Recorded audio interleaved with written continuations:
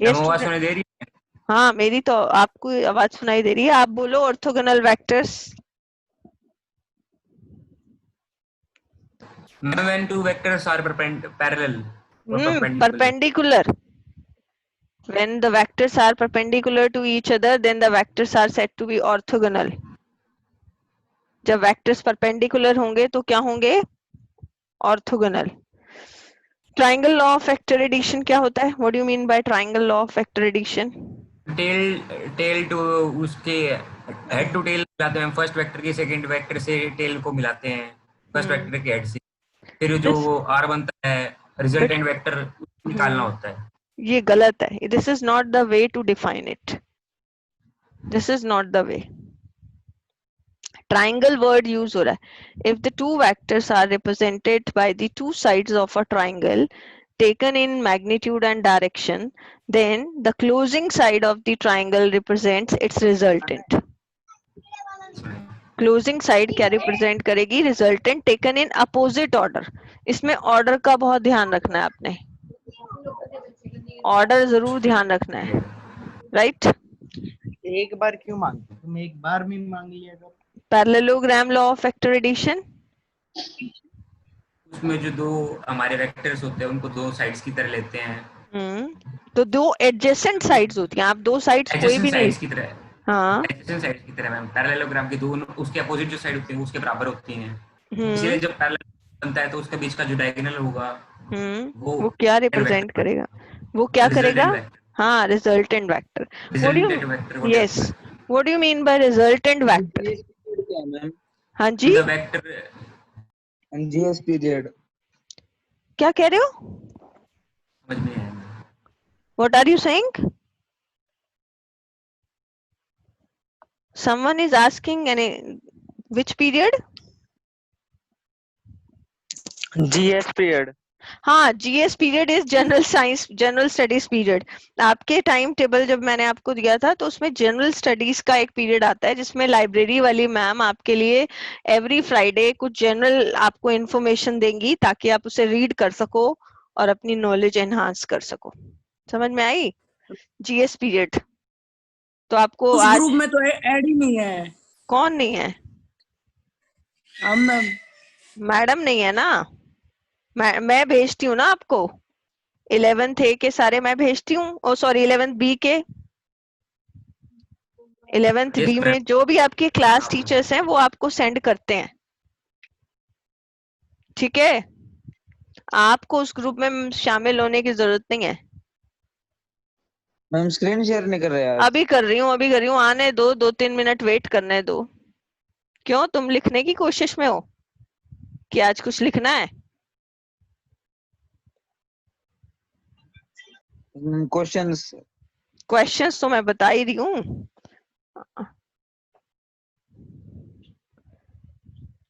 Triangle law, parallelogram. Akhil is there. Yes ma'am. Admission ले लिया बेटे? पापा गए हैं मैम, आज वो ले लेंगे। अच्छा, तो admission number, you are from 11th B और 11th ए? मैम पुराने स्टूडेंट्स को भी जाना है। सबको जाना है, फॉर एवरीवन। 10th के बाद मैम 11th मैंने में। ले लिया। किसने ले लिया? नेम बोलो। मैम दीपक। दीपक, हाँ आपका मेरे को मिल गया। आपने मुझे रिसीट नहीं भेजी लेकिन। मैम भेज दी। भेज दी, चलो देखती हूँ अभी मैं। अखिल अपना वीडियो ऑफ कर दो बेटे। Okay ma'am. फीस तो मैम डिपॉजिट करा चुके मैम। फीस नहीं, मुझे रिसीट नंबर चाहिए बेटे। रिसीट में एडमिशन नंबर होगा आपका। ठीक है। मैम एडमिशन नंबर वो नया देंगे स्कूल वाले? हाँ बिल्कुल बिल्कुल बिल्कुल। 11th में न्यू एडमिशन होता है। हम 1000 रुपीज एक्स्ट्रा देने हैं ना हाँ उधर? जी हाँ जी हाँ जी, और 300 का प्रोस्पेक्टस भी है। और अपने मदर फादर की फोटोग्राफ और अपनी 2 फोटोग्राफ्स लेके जाना। Okay ma'am. Screen share.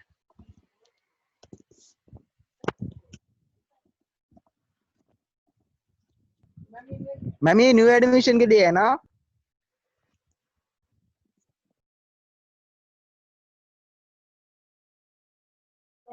सब के लिए है भाई।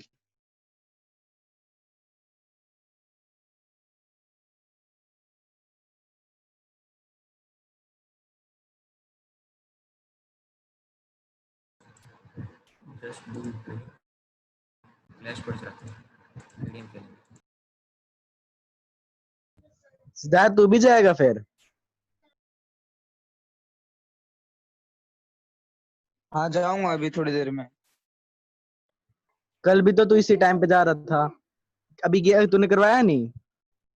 नहीं फिर मैं गया नहीं कल, अभी जाऊंगा। तूने गया क्या अभी school?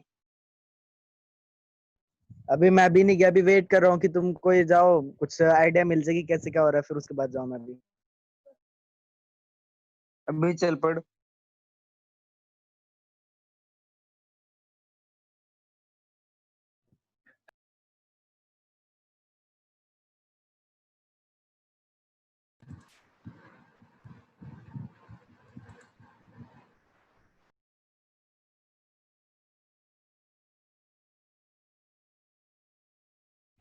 Yes, now all of you are getting the screen.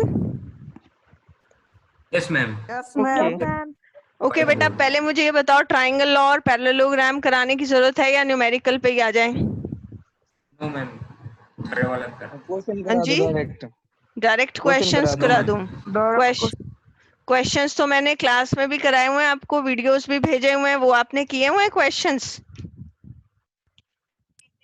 बताओ। के बुक से एग्जांपल से। हाँ जी, यस मैम। मैम बुक किए से हुए कर हैं रखे हैं मैम एग्जांपल्स। हां बुक से कर रखे एग्जाम्पल्स, हैं। और जो मैंने कराए हुए हैं बेटे उन सबको करा करो। और यही आप लोग साइंस के स्टूडेंट्स हो, अगर न्यूमेरिकल नहीं करोगे there will be no use of science.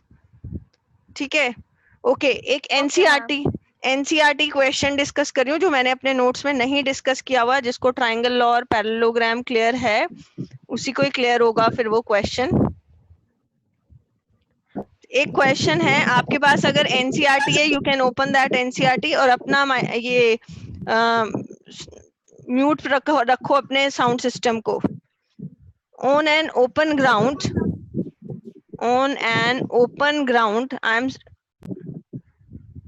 a motorist follows a track that turns to his left by an angle of 60 degree after every 500 meter. This is question number 10 of NCERT exercise. NCERT exercise का question है ये।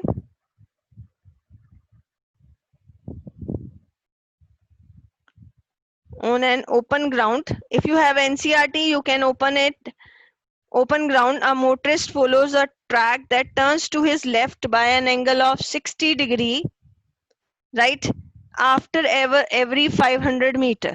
After every 500 meter, starting from a given turn, आपको बताना है displacement of the motorist at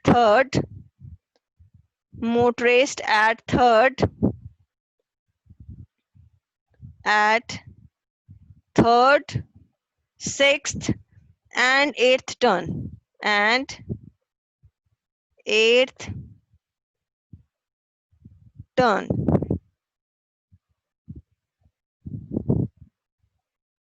right, आपके पास एक ये cyclist में बताना मैम। पेज नंबर है आपका, एक मिनट रुकना, वो एनसीईआरटी देना। एनसीईआरटी बेटा थोड़ा सा जल्दी एडमिट हुआ करो क्योंकि हमारे पास एक तो टाइम इतना लिमिटेड है। ऑन एन ओपन ग्राउंड, एक मिनट रुकना, मैं आपको बता रही हूँ क्वेश्चन की statement. This is on page number 86, question number 10. Page number 86, question number 10. On an open ground, a motorist follows a track that turns to his left by an angle of 60 degree after every 500 meter. Starting from a given turn, specify the displacement of the motorist at the third, sixth and eighth turn. Compare the magnitude. पहले हम क्या करते हैं, displacement निकालते हैं और distance covered निकालते हैं, बाकी आगे करेंगे। आपको डिस्प्लेसमेंट और डिस्टेंस दोनों निकालना है। First of all you must know how to draw the diagram for this. Suppose a motorist starts from A to B, A से गया बी तक गया 500 मीटर। अब बी से जो इसकी लेफ्ट साइड बनेगी वो ये बनेगी, बी टू सी जाएगा, कितने डिग्री एंगल पे, 60 डिग्री। फिर वो गया C2D गया। यहाँ पर वो अपने C पॉइंट पे पहुंचने के बाद वो अपने लेफ्ट पे जा रहा है 60 डिग्री। अब D2 और ये सारी लेंथ कितनी है 500।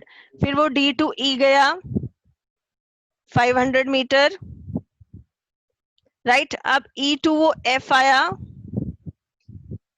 फिर F से वो 60 करके कितना आ गया F2A।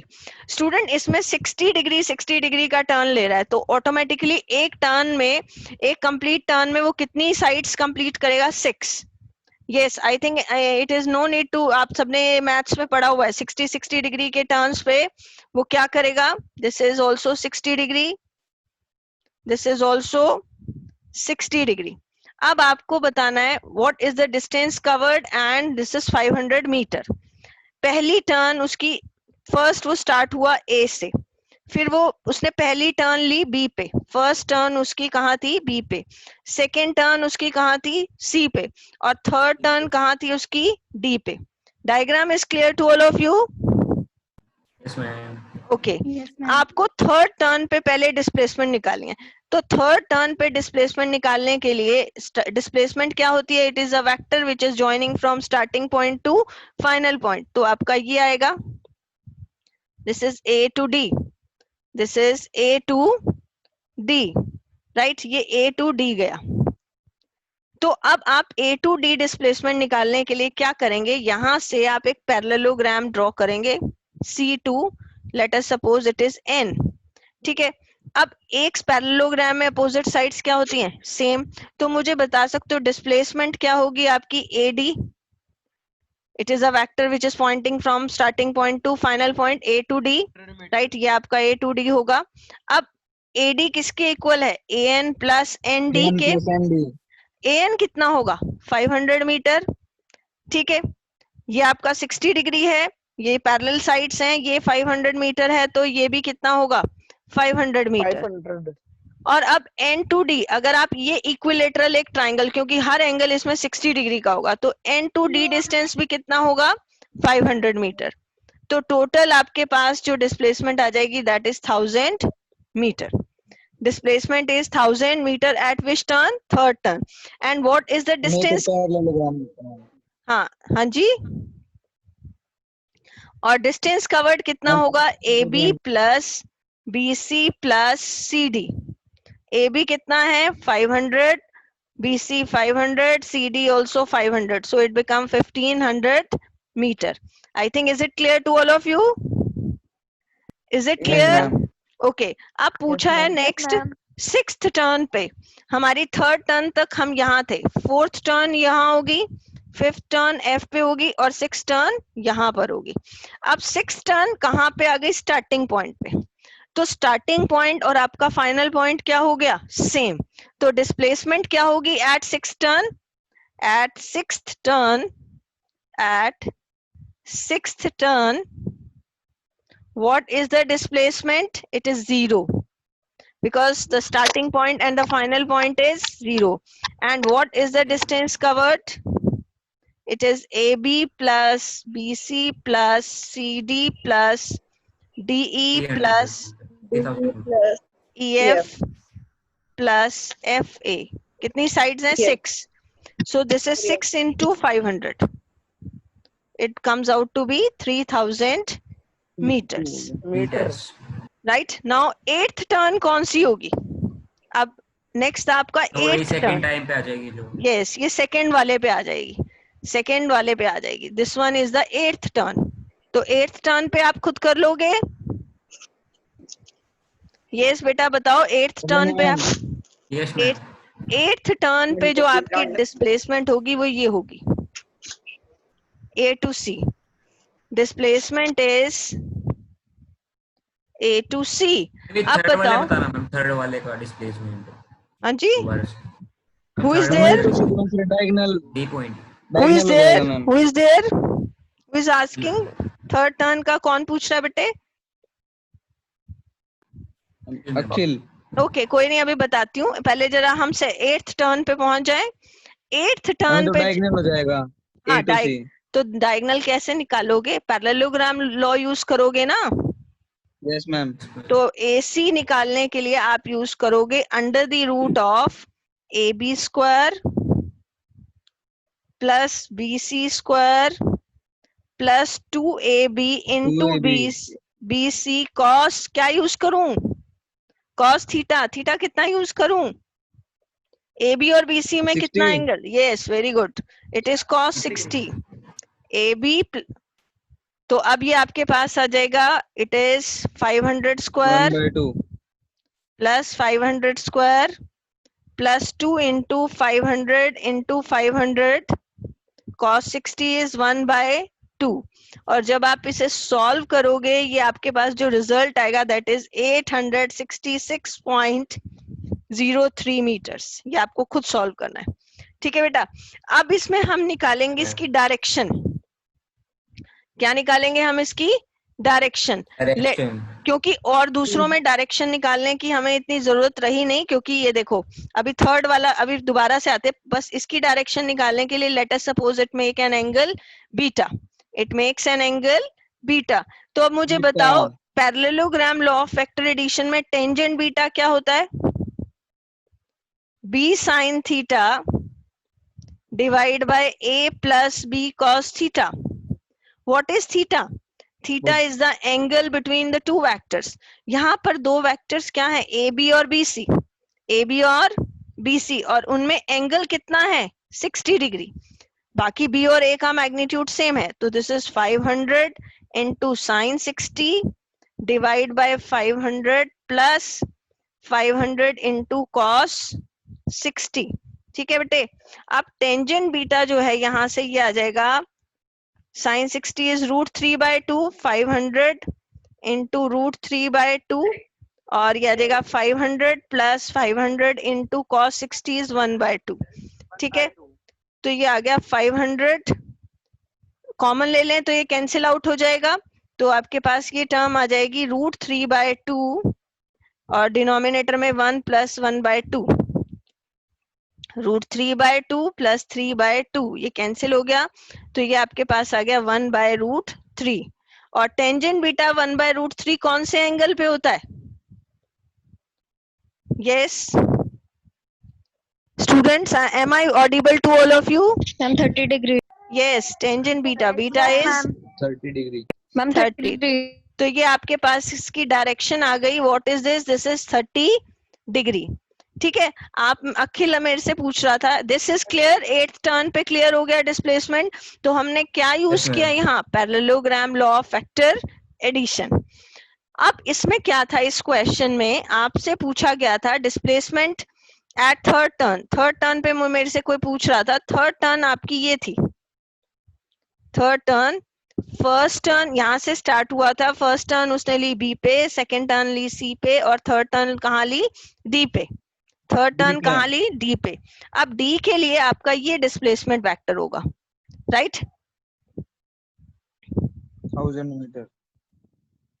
तो आपका ए डी क्या आ जाएगा, ये A D is the displacement, right.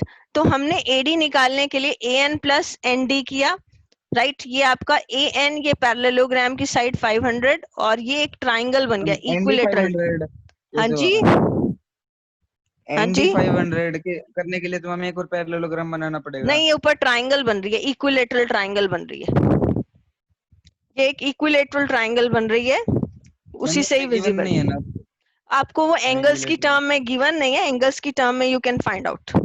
ये आपके सारे एंगल 60-60 के होंगे अगर आप फाइंड आउट करो। तो ये आपके पास कितना आ जाएगा, this is displacement is 1000 metre. I hope this question is clear to all of you. Yes, is it clear? Yes, ma'am. Okay. Next Yes, question. Question number 14. Question number 14 NCERT. Ma'am repeat कर दो। Question number 14 NCERT. Question number 14 NCERT exercise. Page number 87. Page number 87। In a harbour, harbour क्या होता है, what do you mean by harbour, जहां पर आपकी सारी boats जो होती हैं वो रखी जाती हैं, ठीक है। The wind is blowing relative velocity का कॉन्सेप्ट आपको क्लियर है बेटा? वेक्टर्स में हमने रिलेटिव वेलोसिटी का कॉन्सेप्ट यूज किया था. In a harbor, wind is blowing at 72 km per hour and the flag on the mast, right, flag on the mast of a boat anchored in the harbor flutter along northeast direction. If the boat starts moving at a speed of 1 km per hour to the north, अगर boat जो है वो कहाँ start होने लग गई, move करना शुरू कर दी 51 kilometre per hour to the north, what is the direction of flag on the mast of the boat? आपको किसकी डायरेक्शन निकालनी है? फ्लैग की on the boat. Question clear हुआ बेटे? क्वेश्चन थोड़ा सा आपको समझने वाला है. Question is clear?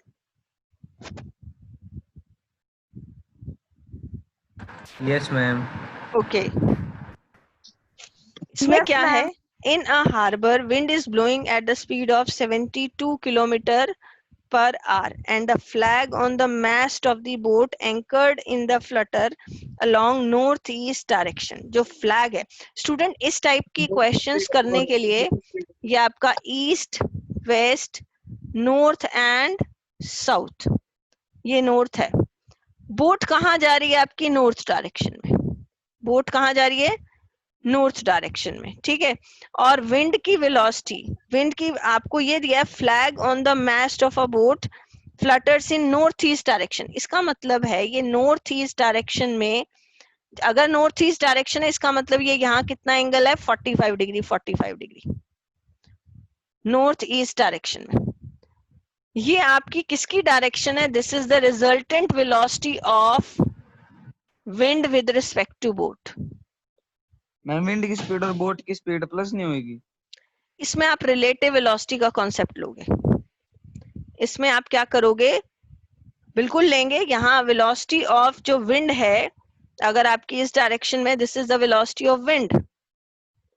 ठीक, क्योंकि जिस डायरेक्शन में आपका, और यहाँ पर आ जाएगी आपकी रिलेटिव वेलोसिटी निकालेंगे हम. Velocity of wind with respect to boat is VW minus of VB. आप इसको ले सकते हो VW plus of minus VB. ये आपकी relative velocity of wind with respect to boat आएगी. ठीक है. अब यहाँ पर माइनस V, नेगेटिव वेक्टर आपको पता है कहाँ होता है? अगर वेलोसिटी ऑफ बोट ऊपर नॉर्थ है तो उसका नेगेटिव कहाँ आएगा? साउथ में. उसका नेगेटिव कहाँ आएगा? साउथ में. Is it clear? तो आप Yes, इसका ma'am. रिजल्टेंट कैसे निकालोगे? आप इसका एक पैरेललोग्राम कंप्लीट करोगे. यहाँ पर, यहाँ मैं एक वेक्टर ड्रॉ कर रही हूँ इसके पैरेलल, और ये आपका हो जाएगा, this is the resultant velocity of wind with respect to boat. This is the resultant velocity of wind with respect to boat. Yes, is it clear? This is the result. देखो आपकी wind कहाँ blow कर रही थी, दोनों की velocity का resultant आएगा. एक फ्लैग है, ठीक है. फ्लैग किस पे? बोट पे. जब बोट चल नहीं रही थी, जब बोट नहीं चल रही थी तो फ्लैग कौन सी डायरेक्शन में मूव करेगा? जिस डायरेक्शन में विंड ब्लो कर रही है. बात समझ में आई बेटे? Yes, ma'am ma'am. बोट चलेगी तो फ्लैग की डायरेक्शन हाँ, चेंज हो जाएगी. बिल्कुल वही तो मैं बताना चाह रही हूँ. जब बोट चलेगी तो विंड के फ्लो और बोट की वेलोसिटी का रिजल्टेंट आएगा आपका. तो हम कहेंगे जो फ्लैग है वो फ्लटर करेगा the relative velocity of wind with respect to boat. इस डायरेक्शन में जो आपका फ्लैग है वो फ्लटर करेगा. Flag flutter along this direction. तो ये रिलेटिव वेलोसिटी है विंड की, किसके? विद रिस्पेक्ट टू बोट के. यस, इज इट क्लियर बेटा? आप में से जो ए सेक्शन के स्टूडेंट्स हैं उन्होंने रिलेटिव वेलोसिटी का कॉन्सेप्ट पहले पढ़ रखा है?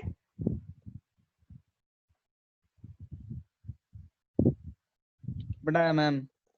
आप तो ए सेक्शन के नहीं हो, आप कौन से सेक्शन के हो? मैम भी. हाँ, मैं ए सेक्शंस के स्टूडेंट से पूछ रही हूँ। A section students Yes, ma'am. पढ़ रखा है? Yes, ma'am. ओके, तो ये resultant velocity make an angle beta with this. तो अभी हम parallelogram law of vector addition use करेंगे। Tangent beta is B sine theta. अगर आपको पैरेललोग्राम याद हो तो हमने यहाँ वेक्टर ए लिया था, यहाँ वेक्टर बी लिया था और ये इसके साथ रिजल्टेंट बनाया था और हमने रिजल्टेंट इन दोनों के बीच का एंगल थीटा और यहाँ लिया था बीटा। बीटा किसके साथ एंगल बना रहा है? बीटा किसके साथ एंगल बना रहा है? ए वेक्टर के साथ। तो tangent beta is B sine theta, यानी जिसके साथ एंगल, यहाँ हमारा एंगल किसके साथ बन रहा है? विंड की स्पीड के साथ। तो हम दूसरा वेक्टर कौन सा लेंगे? V B. कौन सा लेंगे? V B sine of theta, V B sine theta divide by V W plus V B. क्या होता है? B sine theta divide by A plus B cos theta. अब मुझे ये बताइए, ये टोटल एंगल इन दोनों वेक्टर्स के बीच में कितना होगा? ये एंगल कितना होगा जिसको मैं डार्क कर रही हूं? What is the angle between VW and VB? VB और VW में कितना एंगल होगा? माइनस VB में 180 minus 45 that is equal to 135 degree. और यहां से ये आ जाएगा वेलोसिटी ऑफ आपकी बोट कितनी है? 51 kilometre per hour, sine of 135 degree, और वेलोसिटी ऑफ विंड कितनी है? 72। This is 51 cos of 135 degree, right. और जब आप इसे सॉल्व करोगे ये आएगा 51 sine of 180 minus 45, 72 plus 51 cos of 180 minus 45 degree, right. तो स्टूडेंट्स यहाँ पर आप इसे जब सॉल्व करोगे तो ये आपके पास आ जाएगा 1.0039 और ये अप्रोक्सीमेटली 45.1 डिग्री होगा। 45.1 degree. Is it clear? Is it clear? Yes ma'am. Yes, ma'am. बेटा ये थोड़ा सा कॉम्प्लेक्स क्वेश्चन था, वैसे मैं अभी रिलेटिव वेलोसिटी आपको बाद में और क्लियर कराऊंगी, अदरवाइज बाकी ये कौन बोल रहा है भाई? Who is there? Yes, who is there? Now the next question is on rectangular components of a vector. Very important. Rectangular components of vector में मैंने आपको एक बार अभी प्रोजेक्टाइल मोशन में भी बताया था। Suppose you have a vector A और ए वेक्टर कितना एंगल बना रहा है? यहाँ थीटा। तो यहाँ कौन सा कंपोनेंट होगा? ए कॉस थीटा। और यहाँ कौन सा कंपोनेंट होगा? ए साइन थीटा। ठीक है, ये बताया था मैंने आपको रिजॉल्व करना। अभी मैं इस पे एक दो क्वेश्चंस कराती हूँ आपको, रेजोल्यूशन ऑफ वेक्टर्स पे, how you can resolve the vectors. आपके पास क्वेश्चन है, सिंपल सा क्वेश्चन ले रही हूँ। A force is inclined at an angle of 60 degree to the horizontal. ये फोर्स है, कितने एंगल पे? ये 60 डिग्री टू द हॉरिजॉन्टल, ये एक्स एक्सिस है। If the horizontal component of force is, if horizontal component of force is 60 Newton, find the vertical component and force। पहले मुझे बताओ horizontal component कितना होगा? बताओ भाई, horizontal component कितना होगा? फोर्स का horizontal component F cos 60 degree. हाँ जी, होगा। वो तो आपने दिया ही हुआ है। हाँ हाँ, तो यही कह रही हूँ ना, F cos 60 degree is equal to 60 Newton.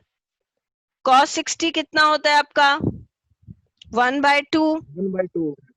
तो यहाँ से फोर्स कितना आ गया? 120 न्यूटन। हमें फोर्स निकालना था।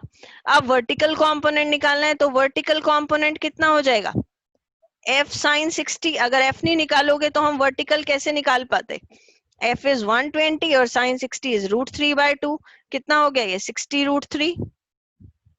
Yes, is it clear? Is it clear? Yes, ma'am. Okay. ma'am. Now ma'am आपको रिपीट कर दो एक बार। दिया हुआ बोर्ड पे हॉरिजॉन्टल कॉम्प, अब मेरे पास 6 मिनट रह गए हैं सिर्फ।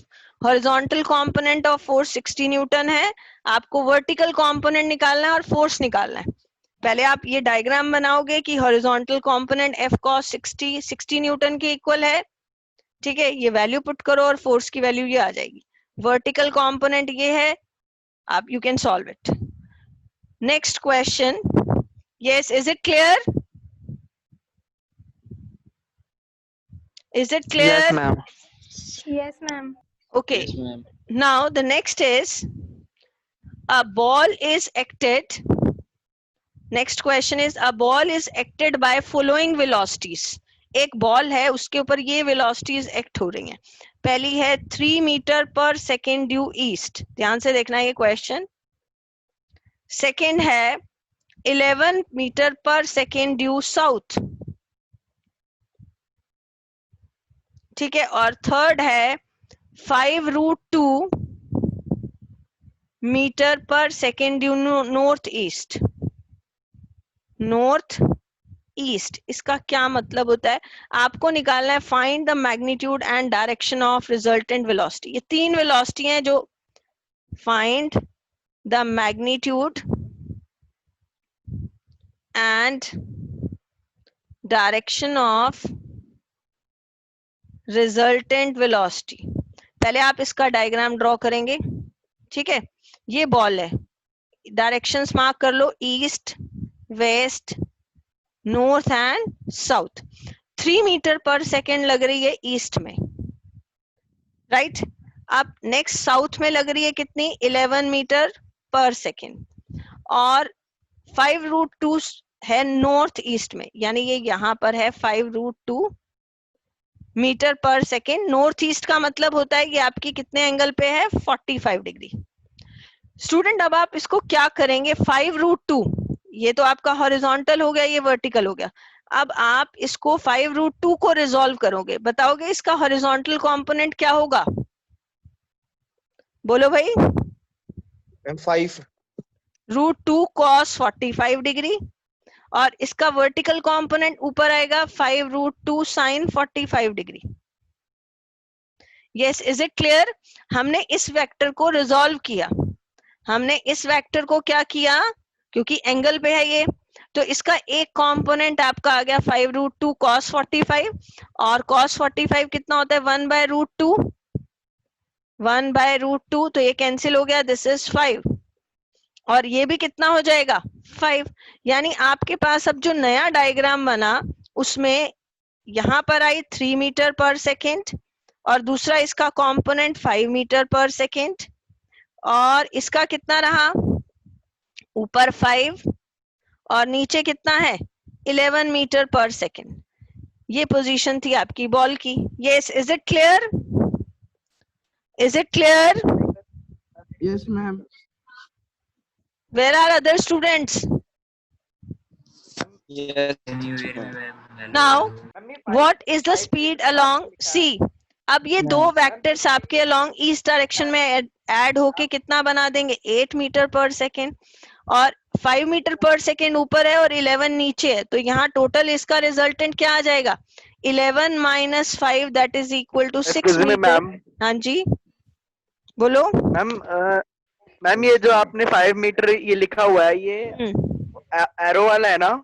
हाँ, ये इसका है, इसको रिजॉल्व किया हमने, इस वेक्टर को। ये इसके दो कंपोनेंट बना दिए ना, क्योंकि हम इसको 45 डिग्री के एंगल पे तो ऐड नहीं कर सकते थे, हमने इसका एक पार्ट यहाँ ले लिया और एक पार्ट ऊपर ले लिया। Is it clear? ओके। तो अब इसमें 5 + 3 तो ईस्ट डायरेक्शन में आ गया, एक नॉर्थ में चला गया और एक साउथ में। अब इन दोनों का रिजल्टेंट कैसे निकालें? बताओ भाई। 90 degree. Yes, it is resultant velocity is along this direction.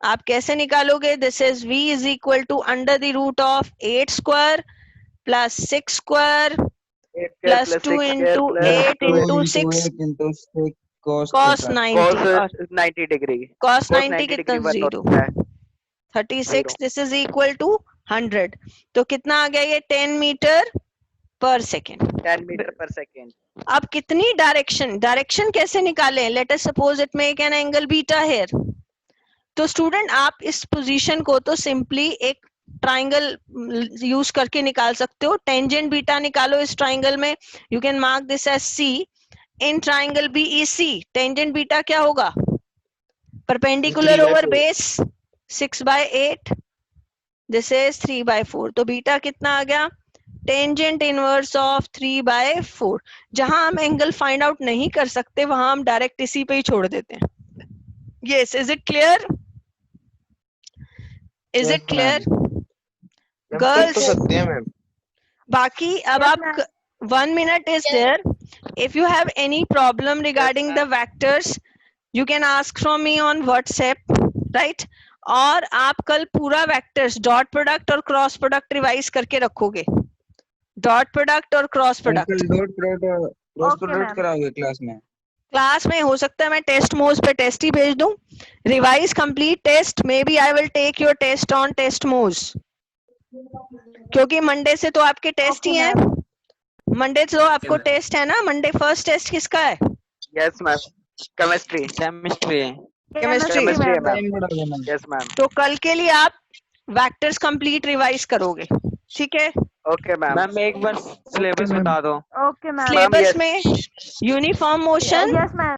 नहीं आएगा यूनिफॉर्म मोशन नहीं आएगा आपका आएगा वेक्टर्स वाला पार्ट और दूसरा unit 1 dimensions and errors and system of थोड़ा यूनिट बढ़ा देना मैम। हाँ जी ओके मैम यूनिट 1 और वेक्टर मैम हाँ टेस्ट जी। का टाइम थोड़ा बढ़ा देना। अच्छा ताकि चीटिंग कर सको okay ma'am No, ma'am. Ma'am 40 marks का टेस्ट होगा ओके ओके मैम Timing